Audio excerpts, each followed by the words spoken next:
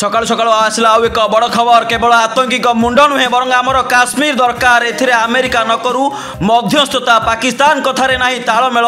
केतेबेले अस्त्र विरोधी कथा कही करुछि आक्रमण तो केतेबेले भारत पाखरे मुंड नुआई पाकिस्तान करुछि विजय घोषणा पाकिस्तान रे द्विपाक्षिक नीति पई आज बसिबो आलोचना हेले आलोचना पूर्व मोदी सीधा सीधा कहिसंती एबे आउ कोनोसी आलोचना नाही बरं एबे केवल गोटिए लक्ष्य पाक अधिकृत काश्मीर आमर दरकार एवं बेईमान पाकिस्तान को इटार जवाब पथरे दबा यही घटना उपरे अमेरिका न करू मध्यस्थता जदि हेबो आलोचना तेबे केवल पाकिस्तान रो डीजीएम को सह कथबार्ता आमर पाकिस्तान आतंकी मुंड सहित